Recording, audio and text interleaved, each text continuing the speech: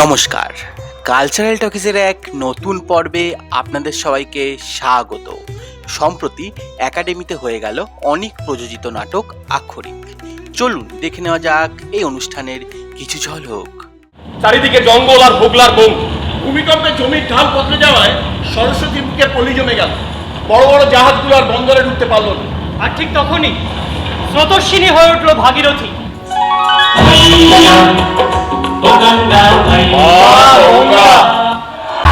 খাজনা বাকি ফেলা আর গরিব চাষিদের অশান্তি নিয়ে ইংরেজরা জেগে উঠল। 1665 সালের এক চৈত্রের বিকেলে জব চার্লক হুগলিতে এলেন কোম্পানির চিফ এজেন্ট হয়ে। আর 1668 সালের এক হেমন্তের ভোরে মোগলরা সেনাপতি শায়েস্তা খাঁর নেতৃত্বে ইংরেজদের আক্রমণ করল।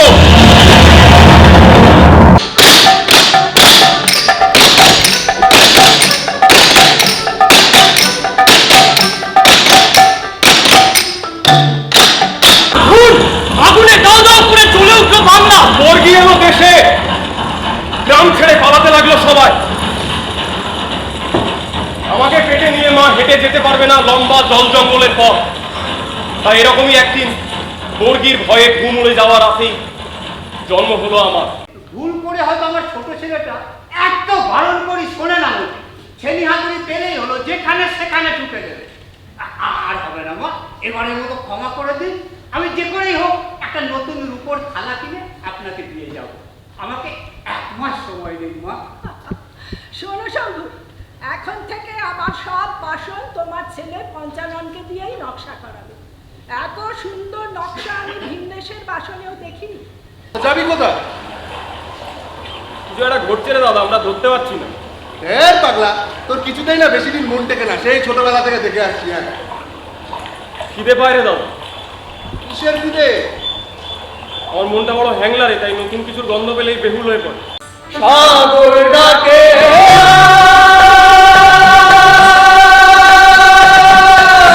তুফান ডাকে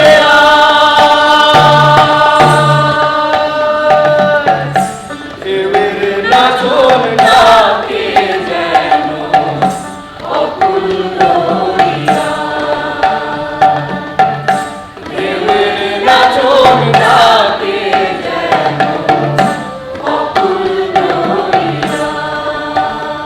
কতবার বোকা হয়ে যায়। আমার পাশে মাথা নিচু করে দাঁড়িয়ে ছিপ দিয়ে মাটি পড়ে এক ছটকায় অন্ধকার নেমে আসে। দম বন্ধ করে দাঁড়িয়ে আছি আমি, বুক ধকধক করে চলছে। সাহেব তখনও থালাটা মাথার উপরে ধরে রেখেছে। সবাই বাক্যহারা। সাহেবের মাথার উপর দিয়ে ঝুট ঝামেলা করতে করতে উড়ে গেল একদল বেহায়া ছাতাড়ে পাখি।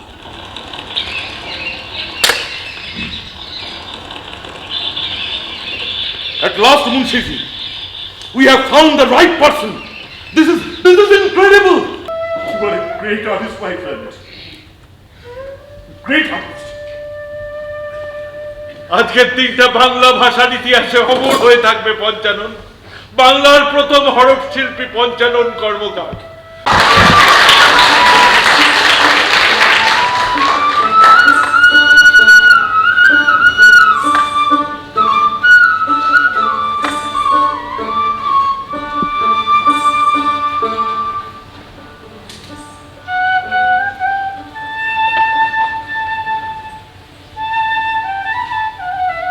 একটু ঘুমোও শান্তিতে, ভোর হতে দেরি আছে। আমার এমনি দিলে আমার এমনি দিলে লেগেছে মনের ফুলে। ঘুম আসে না রে সুধা। কিন্তু কি ভীষণ উত্তেজনা আমার।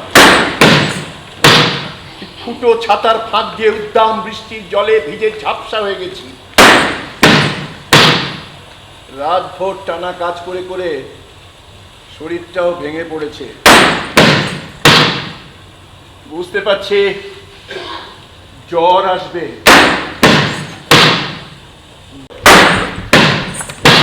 চমকে উঠলাম। আর তারপরে পাচ্ছক জ্ঞান লুপ্ত হয়ে গেল আমার।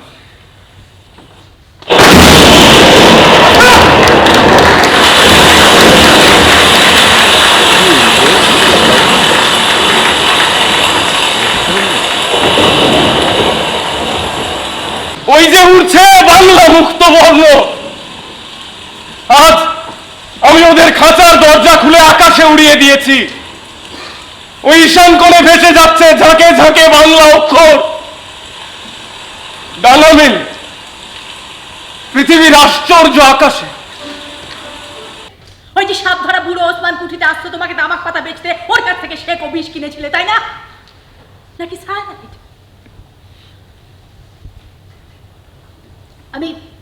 আমি কোম্পানিতে চিঠি লিখবো, ওরা ইনভেস্টিগেট করে দেখবে কি মোটিভ ছিল তোমার। আমি বাঁচবো আমার নতুন কাজে। কালীকুমার রায়ের হাতের লেখা ছাঁচে নতুন অক্ষর কাটবো, আরো সুন্দর হবে বাংলা যুক্তাক্ষর। মদন গঙ্গে মহাজন কারুকারের মাথা ছেটে আরো ছোট করে সাজিয়ে দিতে হবে। আমার নাও যেন ডুবে মায়া। আমার তো একটিমাত্র মেয়ে, তা সে মেয়ে যদি বিয়ে হয়ে বাইরে যায় তাহলে তোমার সংসারটা চলবে কি করে? হ্যাঁ, এই তোমার নিজের হাতে বসানো মাধবীলতা, কাঞ্চন, বাতাবি এসব তো ডালপালা শুকিয়ে মরে যাবে। থেকে মনোহরের তো এটাই বাসা, তা লক্ষ্মীর বাসায় মনোহর থাকলে ক্ষতি কি? আমি ভয় তোমায় বলিনি, ওদের মধ্যে একটু আর কি ইয়ে ওই আছে একটু ভূমিটা কি? দুজন খালি ঝগড়া করে, বিয়ে দিলে সেসব যদি বেড়ে যায়। সত্যি তো খুব সমস্যার কথা।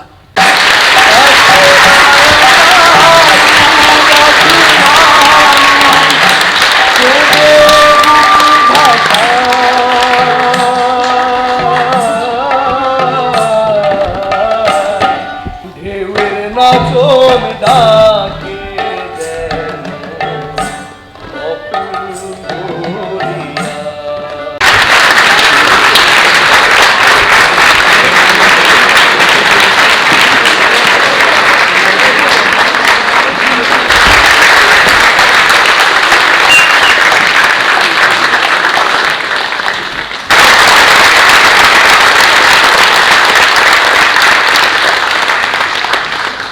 নাটকের ধারণা যে পাল্টে গেছে সেটা আপনারা সবাই দেখতে পাচ্ছেন।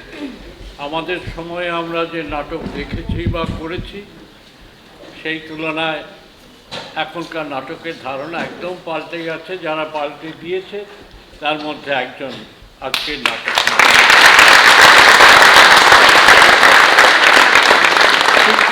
শুকনো ইতিহাসের ঘটনা যে এভাবে জীবন্ত করে তোলা যেতে পারে সেটাও একটা দেখবার মতো অভিজ্ঞতা।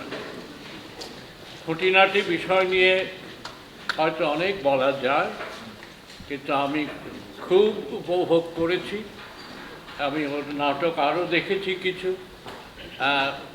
আমি ওই কৃতজ্ঞ থাকি যে এই সমস্ত ছেলেমেয়েরা এখন বাংলা নাটকের ক্ষেত্রে উঠে আসছে। আপনারা সবাই ভালো। একটা নাটক দেখতে এসেছি, ওদের আমন্ত্রণে আসেনি, নিজে আসবো বলে এসেছি। তাই বুঝতেই পাচ্ছেন যে নাটকটা কোথাও মায়া ধরিয়েছিল। আর যেটা সবচেয়ে বড় কথা, যে পুরো একটা দল, এতগুলো মানুষ একসঙ্গে শুধু অভিনয় করছে না, মঞ্চটাকে জীবন্ত করে তুলছে, মঞ্চটাকে তৈরি করছে, ভাঙছে, নতুন করে করছে।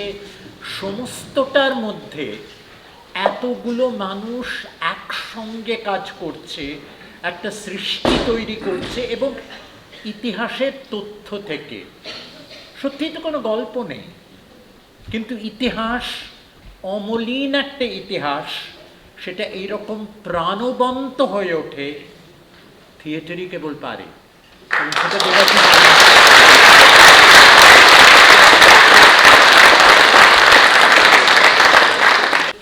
ওই হাতির শব্দটা বুকে এমন আঘাত করছিল, সেই জন্য নাটকটা যে বিষয়, অক্ষর লিপি পঞ্চানন কর্মকার যখন আমাদের স্মরণ করে, বাংলা থিয়েটারে নতুন অক্ষর লিখছেন দেবাশিস।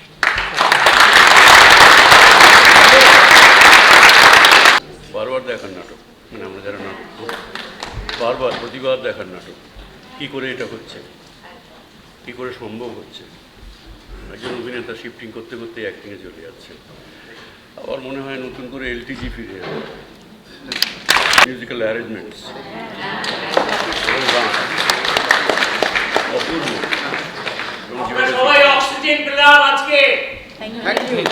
প্রশংসা করার অক্ষর খুঁজে পাওয়া খুব মুশকিল।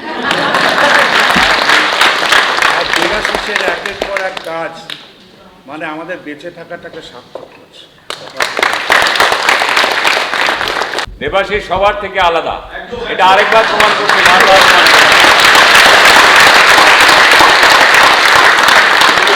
আমার মনে হয় পৃথিবীর সব কিছুরই, যে কোনো কিছুরই একটা প্রাসঙ্গিকতা আছে। পুরনো বলে আলটিমেটলি কিছু হয় না। মানুষের বেসিক ইমোশনগুলো একই থাকে, স্ট্রাগল একই থাকে, হায়ারার্কিগুলো একই থাকে, এই সব কিছু প্রায় একই। বদল হয় বলতে গেলে টেকনোলজি, স্ট্যান্ডার্ড অফ লিভিং, কিন্তু মূল লড়াই বা মূল কি বলবো স্ট্রাকচার, আর্থসামাজিক স্ট্রাকচারগুলো খুব একটা বদলায় না। তার ফলে এইটা একটা জীবনীমূলক নাটক। আর জীবনীমূলক নাটক মানেই বুঝছেন জীবনীমূলক যে কোনো কিছু, উপন্যাস, সিনেমা, সেগুলোর রেলেভেন্স সবসময় থাকছে। আজ থেকে 500 বছর পরেও থাকবে। এটা যে কোনো জীবনীমূলক কাজই 500, যেটা যদি উৎকৃষ্ট মানের হয় তাহলে তার রিলেভেন্স 500 বছর পরেও থাকবে, কারণ সেটা একটা ইন্সপিরেশন, সেটা কোনো একটা ইতিহাসের প্রোগ্রেসকে ধরছে এবং সেটা মানুষের জন্য সবসময় প্রয়োজনীয় এবং এটা মানুষের জানা উচিত। আর আক্ষরিক তো আমাদের নিজেদের ভাষা, আমাদের বাংলা ভাষা, নিজেদের ভাষার গল্প, মানে ভাষার বুনিয়াদের গল্প, যে ভাষা শুধুমাত্র কথ্য না থেকে লিখিত ভাষায় না, মানে আমি মনে করি এবং আপনারাও নিশ্চয়ই মনে করেন যে প্রচুর বাঙালি নোবেল পাওয়া উচিত ছিল। যদিও নোবেল পাওয়াই আমি সাহিত্যের সর্বশ্রেষ্ঠ সম্মান বলে মনে করি না, পুরস্কার দিয়ে মাপ হয় না কিছুরই। তবুও এই বাংলা ভাষা, আজকে যে মুদ্রিত বাংলা ভাষা সারা পৃথিবীতে ছড়িয়ে পড়েছে, সেই মুদ্রিত বাংলা ভাষার যে ফন্ট, আজকে না হয় ডিজিটালাইজড হয়েছে, আজকে না হয় ফন্ট অন্যরকম হয়ে গেছে, কিন্তু প্রথম যে টাইপ ফন্ট যেগুলো লোহা কেটে বা সীসা কেটে তৈরি করা হয়েছিল, সেইটা যে করেছিলেন যে শিল্পী, যে অক্ষর শিল্পী, অনেক পিছিয়ে পড়া জীবন থেকে উঠে এসে ইংরেজদের সঙ্গে কাজ করতে করতে প্রচুর লড়াই করে যা করেছিলেন, তারই একটা ইতিহাসকে রজত চক্রবর্তী তার উপন্যাসে ধরেছেন।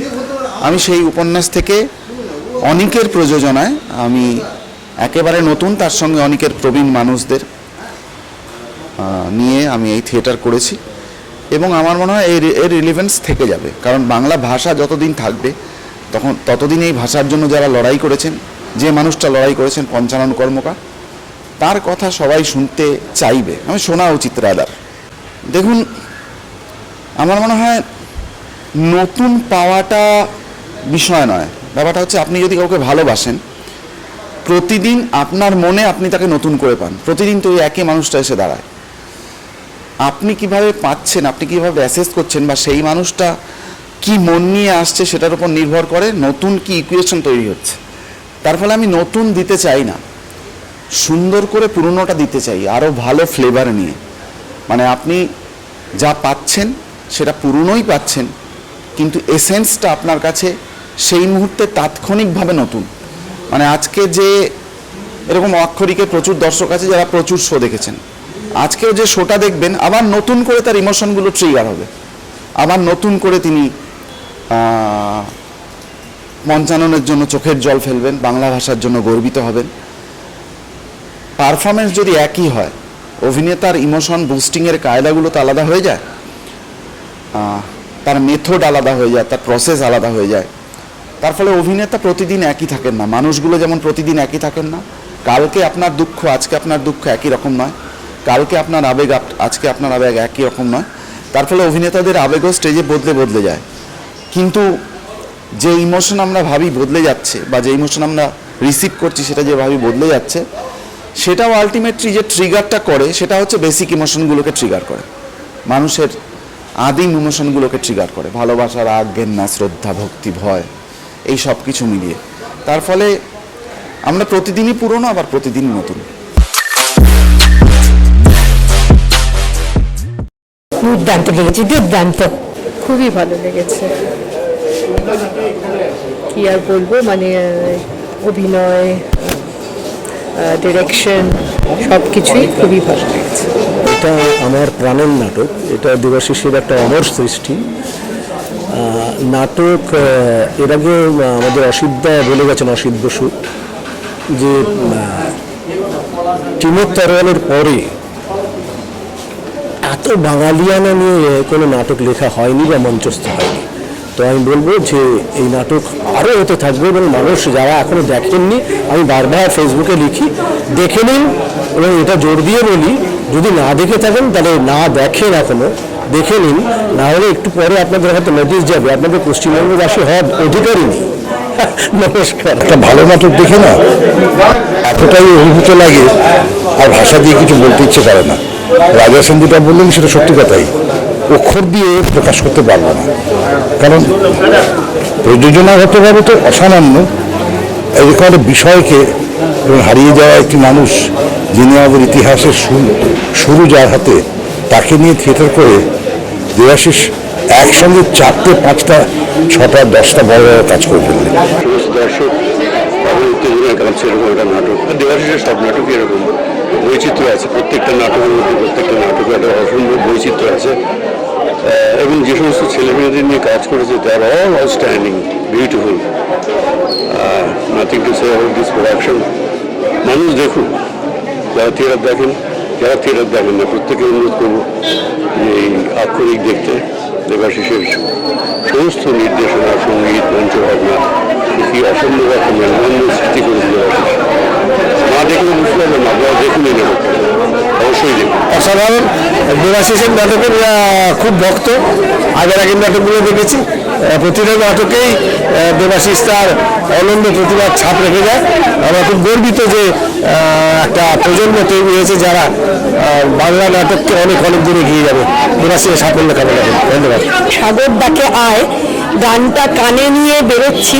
আমি অরূপদাকে শুধু বললাম যে অরূপদা, নাটক ভালো, কতখানা ভালো, কোনটা কোনটা ভালো, এটা নিয়ে আজকে আর কথা বলবো না, একটা আবেগের মধ্যে রয়েছি, অসাধারণ। এবং আমি দেবাশিসের কাজও দেখেছি। আমাদের দলের পরিচালক আবির অনেকবার বলেছিল আমাকে যে আক্ষরিক তো দেখতে হবে, কারণ ও 3বার দেখেছে। তো আজকে আমাদের নয়াবাদ তিতাসের দলের অনেকেই এসেছিলাম আমরা একসাথে। সত্যি একটা দেখার মতো নাটক। আগামী 20 তারিখ 20 মে ওনাদের তপন থিয়েটারে শো রয়েছেন, যারা এখনো দেখেননি তারা আক্ষরিক দেখুন। ওকে দীর্ঘদিন ধরে দেখছি, ও স্ট্রিট থিয়েটার থেকেই মঞ্চের নাটক একাধারে, ওর খারাপ নাটক বলে নেই। ও যে নাটককেই হাত দেয় সেটাই অসম্ভব একটা মাত্রায় পৌঁছে যায়। পরপর ওর যত নাটক দেখছি সমস্ত নাটক ও ভাবিয়ে তুলছে, এবং এই নাটকেও তার ব্যতিক্রম ঘটলো না। আমি পরপর যে ওর নাটক দেখলাম, এটা আমার কাছে শ্রেষ্ঠ নাটক বলে মনে হলো। খুব উপভোগ করেছি। একটা ইতিহাস ও আমাদের সামনে আবার নতুন করে জানাই দিল যে এটার খুব দরকার ছিল। কারণ আমরা আধুনিকতার জোয়ারে যেভাবে গা ভাসাচ্ছি, ফলে অতীতকে ক্রমশ আমরা ভুলছি। সেই অতীতের একটা স্মরণ ও যেন আমাদের সামনে রাখলো। অনেক অনেক ধন্যবাদ। আজকে মুগ্ধতা নিয়ে বাড়ি ফিরছি। দেবাশিস এগিয়ে চলুক, আরও অনেক অনেক দূরে পৌঁছাবে। এমনিতেই ও যে থিয়েটার করছে, একটা সময় উৎপল দত্ত, শম্ভু মিত্রের থিয়েটার যে জায়গায় ছিল, এই সময় দাঁড়িয়ে দেবাশিসই মনে হয় সেই জায়গাটা দখল করছে। দারুণ লেগেছে, ভীষণ ভালো হয়েছে, আমরা খুব এনজয় করেছি। I loved it. It's very different. I live in New York, and অনেক ব্রডওয়ে প্লে যায়, আর এটা ব্রডওয়ে থেকে আরও ভালো, ভীষণ ইউনিক স্টাইল ছিল। খুব ভালো লেগেছে। আমি আগে 2-1টা দেখেছি, খুব বেশি দেখা হয়নি, অবশ্য আসা হয় না এত দূরে করে। তো খুব ভালো লেগেছে, ভীষণ ভালো লেগেছে, খুবই ভালো লেগেছে, মানে খুব ভালো এক্সপিরিয়েন্স। আর মিউজিকটা এত ভালো, মানে যিনি গান গেয়েছেন বা এই মিউজিক যারা পুরোটা কম্পোজ করেছে, ভীষণ ভালো। মানে ওটা সঙ্গে নাটক, মানে পুরো জিনিসটা এত সুন্দর তৈরি হয়েছে, খুব খুব ভালো লেগেছে, খুব ভালো লেগেছে। আমি ওনাদের নাটক আগেও দেখেছি, এবারও দেখলাম। চাইবো আরও এরকম ভালো ভালো জিনিস ওনারা আমাদেরকে উপহার দিন। অসাধারণ লেগেছে, খুব ভালো লেগেছে, মানে এতই ভালো লেগেছে যে আমি কি বলবো না, মানে এখনো অব্দি কোনো ভাষা খুঁজে পাচ্ছি না। মানে নাটক যে কত রকমভাবে কথা বলতে পারে, এবং সত্যি কথা বলতে একটা কথা তো ঠিকই যে এটা সাংঘাতিক গল্প ছিল তা না, কিন্তু এটা ইতিহাস, সেই ইতিহাসকে এত সুন্দরভাবে যে মানে প্রেজেন্ট করা যায় অন স্টেজ। দেবাশিসকে ধন্যবাদ, আর দেবাশিসকে যারা সাহায্য করেছে, অভিনেতা অভিনেত্রীর দল, প্রত্যেককে অনেক অনেক অনেক ধন্যবাদ। নাটক তো খুবই ভালো লেগেছে।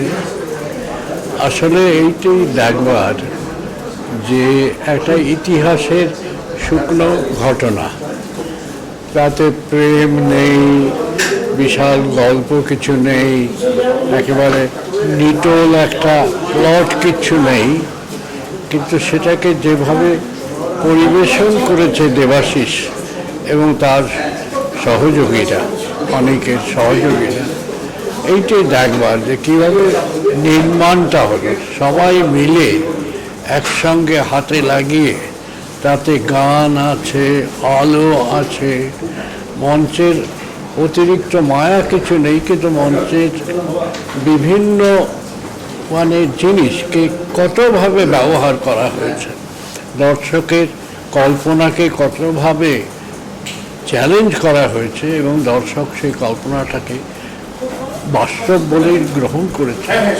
দেবাশিসের এই যে নাটকের চেহারাটা বদলে দেওয়া, এটা আমি গত কয়েক বছর ধরে আমি লক্ষ্য করছি। সত্যি সত্যি আমি খুব মানে বাঙালি হিসেবে কৃতজ্ঞ দেবাশিস এই কাজটা করেছে, এবং এই দল অনেক তার এই কাজটা তাকে সম্পূর্ণভাবে সহযোগিতা করে সুন্দর নির্মাণ করেছে। খুব ভালো লেগেছে নাটক।